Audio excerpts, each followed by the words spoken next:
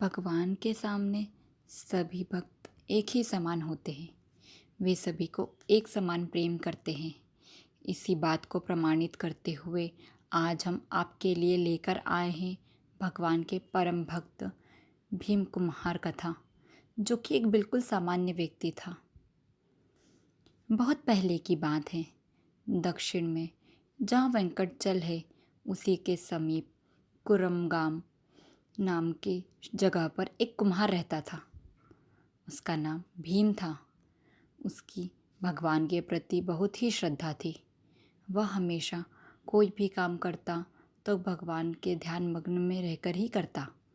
वह इतना सच्चा भक्त था कि भगवान श्री वेंकटनाथ उसकी हर पूजा को स्वीकार करते थे, क्योंकि उस पूजा में भीम की पूरी श्रद्धा होती थी। उसी समय में वहाँ के राजा टोंडमान थे, जो कि भगवान के सच्चे भक्त थे। वह प्रतिदिन भगवान श्रीनिवास की पूजा बहुत ही सुंदर सुंदर पुष्पों से किया करते थे। लेकिन एक दिन जब वे पूजा करने आए तो उन्होंने देखा कि भगवान के आगे पहले से ही पुष्प चढ़े हुए हैं। मिट्टी से बने हुए कमल और तुलसी के पुष्प भगवान के आगे चढ़ाए हुए हैं। इस बात से हैरान होकर राजा से रहा नहीं गया। उन्होंने तुरंत ही इस बात के बारे में भगवान से पूछा कि हे भगवान, मेरे से पहले आपकी पूजा किसने की?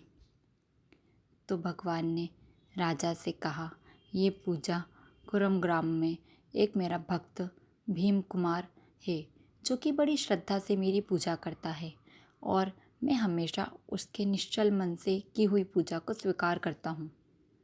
राजा का भीम कुमार से मिलने जाने का मन हुआ।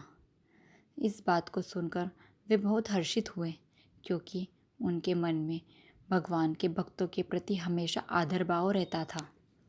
वह बहुत खुश होकर इस बात को देखने लगे कि कौन ऐसा भगवत है जो मिट्टी से बने पुष्प भगवान को चढ़ाता है, जो कि भगवान को इतने प्रिय हैं।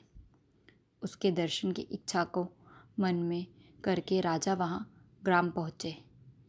जब राजा कुरुमग्राम में पहुँचा तो उसने भीम के यहाँ के घर का पता पूछ कर उसके घर गया तो भीम ने उसका स्वागत सत्कार किया।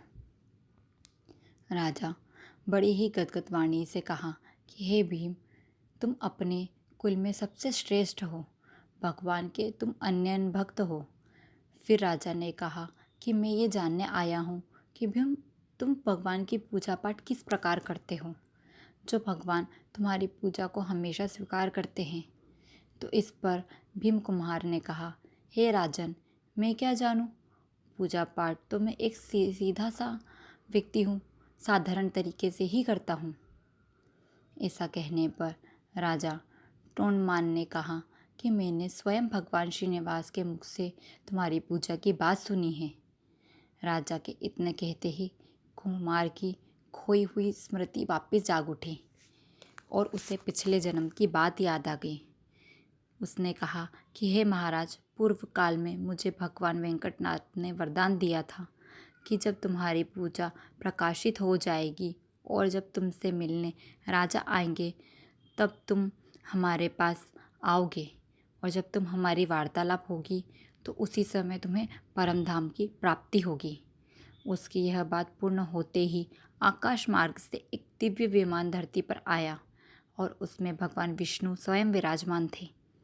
कुम्हार और उसकी पत्नी ने भगवान को प्रणाम किया और करते करते उसी समय वहाँ पर प्राण त्याग दिए और दिव्य रूप धारण करके विमान पर जा बैठे और विमान उन्हें परम धाम बैकुंठ लोक को लेकर चला गया।